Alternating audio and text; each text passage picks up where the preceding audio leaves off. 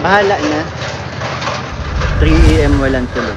Kahit pa mag-vlog kami ng 12, game ako dyan. 12 midnight. Ay. Ang character ni Kristayano, manananggal na hati sa... What's up guys? Welcome back guys sa ating munting YouTube channel. Kalingap Bigoy nagsalita na patungkol guys sa usaping scripted, no? Ayan. At eto pa guys, Kalingap Mikoy sinagot yung kumbaga mga negatibong komento patungkol sa sinasabi na over self-confident guys. Sabi pa doon sa comment section guys ng mga ilan sa mga viewers na kumbaga mayabang. Syempre, guys, nagsalita na po patungkol dyan si Mikoy. No? At eto pa, Mikoy guys, gusto maging butter husband para kay Krista? Yan yung bibigyan natin ng reaction for today's vlog. At anyway, bago tayo magtuloy-tuloy po sa ating pagre-reaction, sa mga bago pa lang sa ating munting YouTube channel, make sure na mag-subscribe, i-hit ang notification bell para ma-notify kayo sa mga update. So eto na nga, samahan nyo manood, mag-react and feel free. Mag-iwan guys ng inyong mga komento. Here we go! Pa lang, kahit hindi pa ako kalingap, labas na yung ugali ko. Makulit talaga ako sa personal. Kahit sa mga kalingap po, hindi pa ako kalingap, kilala na nila ako na makulit talaga ako. Ganun, pala kaibigan kasi ako. Kaya walang nagbago sa ugali ko kahit nung naging kalingap. Assist pa din ako. Pero yung iba kasi iniisip na para naging tumaas yung confidence. Makulit lang talaga ako, hindi mataas confidence ko. Ayun, let's pause for ibig sabihin neto guys to yan. Ibig sabihin neto, si Mikoy ay kumbaga totoo sa kanyang sarili. Ayan. Kumbaga, guys, ganito yung kumbaga katotohanan sa kanya, no? Ayon sa kanya po ay makulit siya, no yan. Pagiging makulit niya actually sa kumbaga totoong buhay, no? Which is kumbaga maganda panuurin guys, no yan. Buhay na buhay panuurin syempre. But of course, napaganda nga ng kanilang match up ni Krista. Pansin niyo po ba yung energy nandyan, no yan? So wag nating iisipin guys, so wag natin kumbaga ibaba si Mikoy na mataas yung confidence level, guys, no yan, mayabang, no? Kasi yan yung mga nababasa natin, no? Mayabang si Mikoy, mataas yung self-confidence level, no yan. Guys, napaka-normal po yun sa isang tao, no? At gaya ng sinasabi ko po kanina, si Mikoy ay kumbaga totoo lamang sa kanyang sarili from the very start. Ganyan na pala talaga yung kanyang kumbaga pag-uugali. Siyempre, hindi pa siya kalingap, guys, no yan. Alam na po ng mga taga-kalingap kung ano yung kanyang personality po. Ayan. So, unawain lang natin guys. At anyway, no, siguro gasino lang naman yung mga bumabas dito kay Mikoy. Sabihin natin 5%, 10%. Ayan. Mas marami pa rin po yung kumbaga natutuwa sa kanyang ipinapakita sa vlog. No, yan yung kanyang kakulitan. As well as si Krista, syempre. Guys, to yan. So, eto pa nga guys, yan. Nagsalita si Mikoy guys, yan. Ang totoong dahilan. Guys, totoong dahilan ng kanyang pag-iyak dun sa last part. Sa part 11 ng My Kristandem, syempre guys, so yan. At anyway, nagsalita na siya at alamin natin guys kung ano nga ba talaga, no? Ano nga ba yung totoong dahilan? Ano yung kanyang pinaggugutan, syempre. Guys, so yan. I-play natin yung clip na ito. Ayan, play pa natin. Mikoy sa last part, sobrang sobrang nadala ako sa kanta and naisip ko kasing Yan yung sinasabi po natin guys, so. Guys, yan yung sinasabi natin na sobrang nakaka-relate.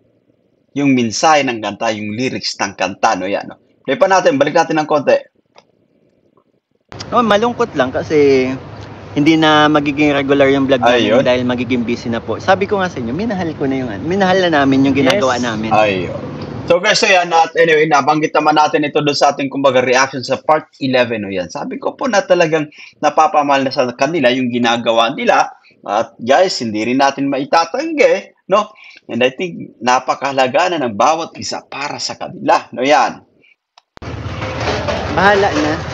Okay. 3 AM walang tulog. Kahit pa mag-vlog kami ng 12, game ako dyan. 12 midnight. Ay, grabe. Ang character ni Kristayano, manananggal na hati sa... nahati sa dalawa yung katawan niya kapag 12. Nakakatuwa si Mikoy kasi ganito siya ka-game, no? Yung kakanyang kakulitan, siyempre na talagang okay din, no? Wala akong nakikita guys. No? Hindi ako nayayabangan kay Mikoy actually, guys. No? Hindi ako nayayabangan kasi yan yung kumbaga mga nababasa natin sa comment section, mayabang si Mikoy. Actually si Mikoy guys, napaka-prangka niya. Eto, kumbaga napaka-prangka niyang tao, totoo sa kanyang sarili. Siyempre, kung ano na siya, guys, kung ano siya, yun talaga yung kanyang ipapakita. Yun talaga yung ating mapapanood. Siyempre, kung gaano siya kakulit sa vlog, no yan, ganun din siya sa personal. I think, no yan. Guys, pero ito nakakatuwa itong sinabi niya po rin. Balik pa nga natin. Bahala na. 3 AM walang tulog. Kahit pa mag-vlog kami ng 12, game ako dyan. 12 midnight. Ay, Ang karakter ni Krista yan, manananggal na hati sa... na ganun siya guys, ganun siya ka-game. Sabi niya kahit alas 12 guys, ating gabi, no, mag-vlog ay kumbaga payag siya. Ibig sabihin guys, anytime guys na kumbaga magbablog ay nandyan siya. He will be available para kay Krista, para kay Kalinga Prab. Ganun siya kumbaga active guys. hati sa dalawa yung katawan niya kapag 12. Isang manananggal na bighani sa isang simpleng lalaki. Grabe. Kulit ni Mickey guys. Ang ganap lang kaya, silip-silip lang siya sa bubong. May pakulay ulit. Pinakunahan. Mami Sue, 0811, hello po siya. Yeah. Ano ba kayo? Yung hindi kami scripted, kami mismo sabihin natin But anyway, let's pause for a while. Alam niyo sa usaping scripted, meron ding guys, so yan. Kumbaga nagsalita na po si Mikoy, no yan. Hindi po ba kumbaga sa mga kasama nating reactor, kahit sa ibang channel, siyempre napag-uusapan guys, so yan yung kumbaga usaping scripted, gawa nga sa nangyari guys sa Danjoy, no yan. Eto napag-uusapan yung kumbaga scripted daw po itong kumbaga My Chris Tandem. Guys, eto pakinggan natin, panoorin natin kung ano sasabihin ni Mikoy, no? Kasi may komento rin po siya. Nagsalita siya dito, guys, sa isyong ito, na yan. Kayo, yung hindi kami scripted, kami mismo sabihin natin kasi pag sinabing scripted, may binabasa kami, yun ang sinasabi namin. Kasi ito yung sinasabi po natin, guys. So, yan, ilang beses ko na rin itong nasabi. Syempre, sa ating pagre-reaction, guys, hindi yan scripted. No, yan. Si Kalinga Prab bilang director, guys, nag-aabiso na lang yan. No? Nagbibigay siya ng instruction kung ano yung kumbaga magiging scenario lang po yan. Scripted, mahirap po yan. Hindi ganun kabilis gumawa ng script. Kailangan mo pa mag-hire ng isang tao yan para tumutok lang. No? Scriptwriter, guys. No? Kaya hindi po, no? Wag nating iisipin. So, kapag isinalang actually, no, kaya nga sabi natin na bilib tayo dito kina Mikoy, kina Krista, guys. Kasi sobrang kumbaga ang taba ng utak ng dalawang ito, yung kanilang pagiging madaldal ay talagang nakukuha nila yung ating atensyon.